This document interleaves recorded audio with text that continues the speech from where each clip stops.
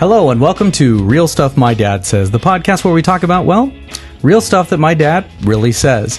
My name is Jefferson Drexler and I'm here at the North County Media Center in Vista, California with my dad, Rod. Dad, how are you doing today? I'm doing really good. And Dad, today, well, we'll start out, I should say, talking about, as we often do, football. Uh-oh. Now, as we're recording this, we are in the draft. We're in the middle of the draft, I should say. The draft first day happened yesterday. And as the NFL's done now, they're bleeding it out day after day. And it makes me think about some drafts in the past. Okay. Drafts, situations that actually many sports fans are familiar with. And that'll lead us to our topic for the day. And I remember back a very famous draft that, especially around here in San Diego, a lot of people remember years ago when they were going back and forth between two players, two quarterbacks. Okay. Both of them seemingly were apples to apples. Great arms, great decision makers. Right. One seemed to be a winner. But never won the big game. Okay. And these two were Ryan Leaf and Peyton Manning. Mm-hmm. And I remember, and we're seeing this time in the draft, that all these experts, all these analysts, they look at, what's their 40 time? How fast can these guys run 40 yards? Which, since his 40-yard dash in the combine, I don't know if Peyton Manning has ever run a 40-yard stretch at once. Right. But how fast can he run 40 yards? How fast, or how much can he bench press? How high can he leap? Because, on the field, you always need to be able to do a standing leap. There would be. Nobody, to my knowledge, sat the two of them down and said, do you love playing football? Nobody asked that critical question, to my mind. And at least nobody within the Chargers organization. And they ended up drafting Ryan Leaf. And now, as at the time that we're taping this, Peyton is on his way to a Hall of Fame career. And Ryan is basically as far away as you can get from a Hall of Fame career. Right. And a large part of that, as far as the Chargers go, and their faulty judgment to draft Ryan Leaf over Peyton was simply because they didn't ask the right question. And that's what we're going to talk about today, Dad. And I know you yourself, you've got another story where you just didn't ask the right question and things did not go right. So let's talk about that. Okay. Well, I'm always trying to look for a good starting point on that. And one time I was going down to Mexico to visit a friend of mine that was working in an orphanage.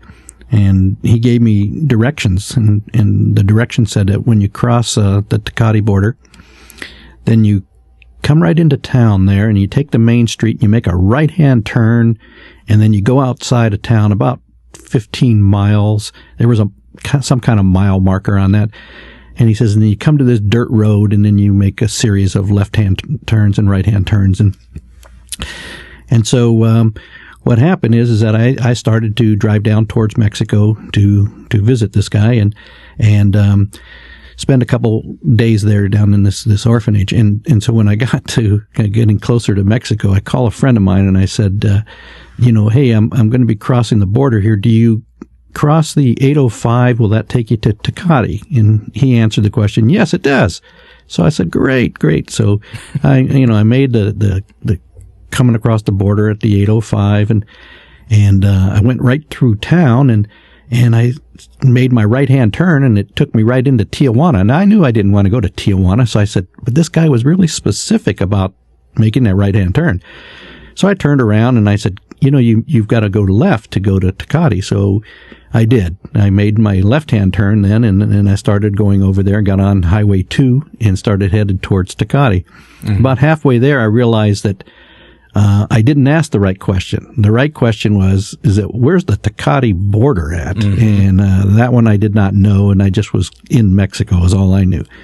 So I had a little country to be wandering around in. Yes, and so what happened there is I realized that all the directions I had now had to be reversed. I had to become 15 miles shy of Tecate, find that dirt road, and then when I was supposed to make a left, I had to make a right, and when I was supposed to make a right, I had to make a left, and sure enough, I showed up at the orphanage right on time, and so it worked out. But you just had to think about it backwards, and I knew that when that occurred, it was just a funny story because I do need to sit down and figure this thing out and ask the right questions.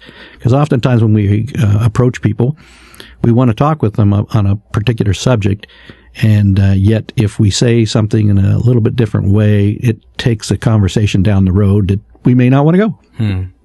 Now, I know, especially dealing with teenagers, we'll just start on that as a chapter because you dealt with a teenager or two in your life.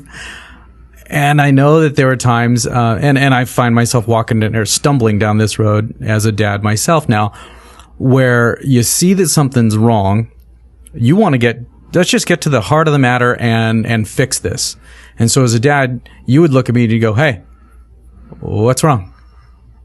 Well, talk about the wrong question. I mean, I could tell you all about what happened in biology class and what, I like this girl, but she doesn't like me and da-da-da-da-da. But that's not at all what we're dealing with right now. What's wrong isn't always the right question. No, and especially in dealing with whatever it is that you and I happen to try to wrestle through at the time, if there's mess between you and me. So I guess if we're starting off talking to parents of teens, how on earth are you supposed to know what that right question is? Well, that's a loaded question there because teenagers in themselves are coming of age, and what they do is, I've used this one a lot of times where I talk about that they are the absolute smartest that they've ever been in their entire life. And it's true. They've never known more knowledge than they know right now. But one of the things occurs is that they're going to learn more.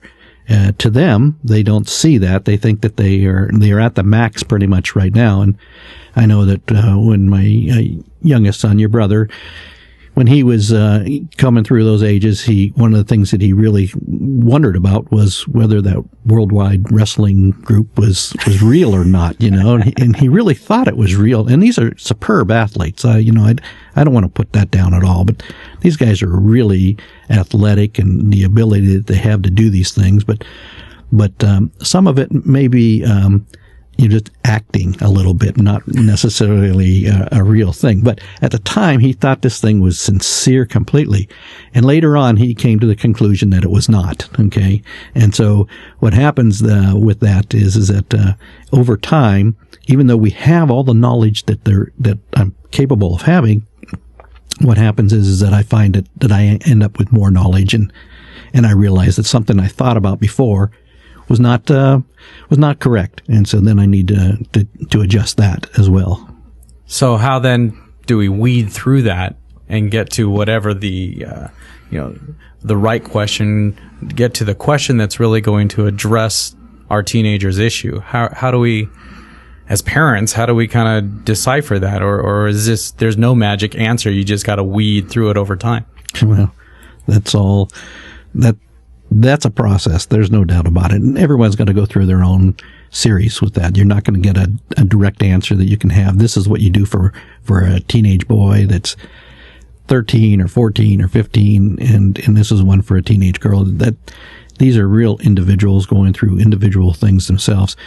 But you do need to come to the place where you can ask a question that they can understand what you're talking about, and then you can mold it. Okay. And one of the things that I see that Jesus did was he took 12 people and he molded them to the way that he thought that they should develop. And then he gave them enough area that they could go on their own, but brought them back and just encouraged their lives. And then, kept moving them on a little bit further at a time. And so I think that that's a real key for our lives. But I think the question I'm dealing with today is how do I learn to ask the right question? Because I got about 15,000 of these different stories on this one alone that I've asked the wrong question, and it's just driven a person down a road that they didn't need to go down. And so it gets to be confusing for a little while. So then if we change the scenario to a married couple, situations between you and mom, what have you learned as far as techniques and kind of a filter, I guess, would be between what we as men want to ask, right, and then really what we should ask? You mean a manly question?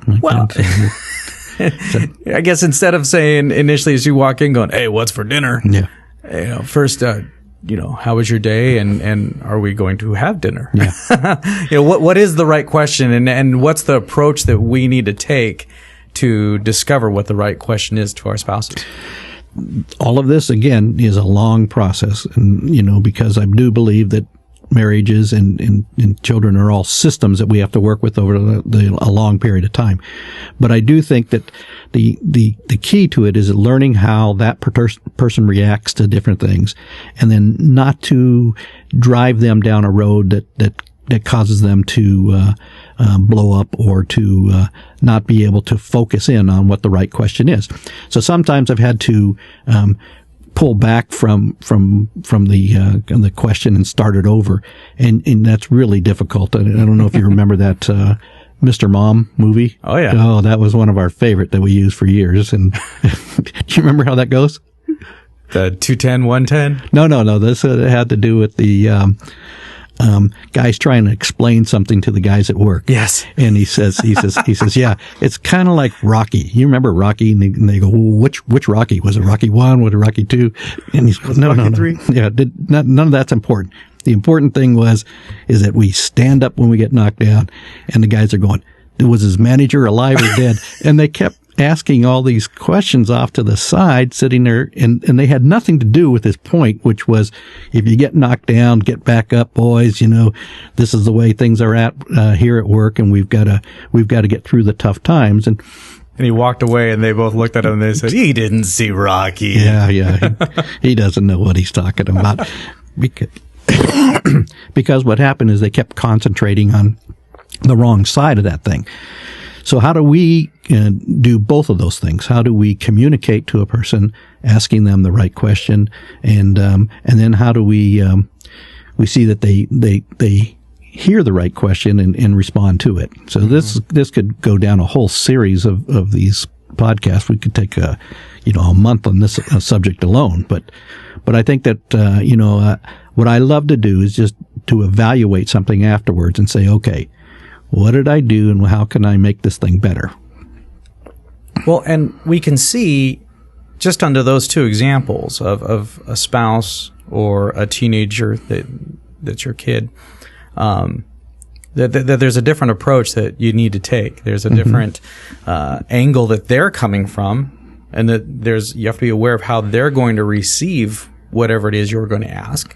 Because obviously you're asking because you care, but are they willing to realize that you're asking because you care, and not that you're asking just because you're going to interrogate them? Oh yes. So you've got that difference between your teenager and your spouse. Well, then there's got to be a whole nother arena of ways to go about thinking how to ask the right question when it comes to people in your small group, or guys who, you're an accountability group and you have that freedom to really ask the tough questions of one another. I guess that's, it's easy to look at the NFL draft or to look at you getting lost in Mexico and go, oops, I asked the wrong question and I ended up in this fix. What does it really mean to work hard to ask the right question when it comes to real matters of life that matter to us and matter to those who we love? I'm thinking right now along the lines of motivation. That if we cannot convey to each other the reason I'm doing this is because I care for you, then that's a lost starting point to begin with. Okay, if they think that you're interrogating them or anything else, your starting point is lost. But if we can come to the place where they recognize that your desire is to see their best desire and to move ahead that way, then maybe you can move forward. If you get lost on that subject there, that I'm not sure what your motivation is. Are you trying to look better than me? Are you trying to put me down? What is your motivation here? And so if you can start with the motivation of that I love you and that I care for you, and from here, I want to build upon what we're talking about. And you said this in past podcasts, you say it all the time. The reality is what we're talking about requires a lot of work, requires a lot of patience. And a lot of people would look at it and just say, I don't know if this is worth it. But then if you were to look at it and say, okay, I tell you what, for every time that you go to your teenager and you have this tough conversation, I'll pay you $1,000. Uh-oh, we're back to the $1,000 again. Well, yeah, suddenly it's worth it. So I guess that's what begs the next question, which is, what's it worth to you to have these types of tough, mental wrestling matches just to try to derive that right question to have those open and honest conversations? What is it worth? Right? Yes. Well, it's, again, comes back to the desire that you have and the desire that the other person has. You know, so much of our lives are dependent upon getting ahead in life. And sometimes people will think that the way that I get ahead is by putting down on others. And so you have to come to a trusting point that that's not what I'm trying to do. I am not trying to come to the place where I look better than you. I am trying to come to the place where the best is given for both of us. And then with that kind of honesty with each other and with that kind of desire, especially in a relationship with God, then what happens is that I think you can come up with what the right question is, and then you can move forward. But if we keep getting hung up on why, then we can't get to the right question. Well, Dad, thank you so much for shedding some light on this. Again, if you want to know an answer and you want to know the right answer, well, of course, you got to ask the right question. Otherwise, you end up drafting the wrong guy, getting lost in Mexico, or way worse, getting lost down a road where you're just not communicating at all well with your wife, with your kid, with the people who mean most to you, because you're not willing to make it worthwhile to have that tough conversation. Dad, thank you so much for really bringing this to light and showing how much work it is to be honest with one another, and yet the extreme payoff that we can have. I really appreciate that. My name is Jefferson Drexler. My dad is Rod, and he's the real dad that I talk about when I say real stuff my dad says. Look, we'd love for you to leave a comment on our website. We can be found at the E Squared Media Network. That's at e2medianetwork.com. Or, of course, you can find us on the website realstuffmydadsays.com. We're going to go to work on next week's show. And until then, like my kids always say, I'm just trying to help.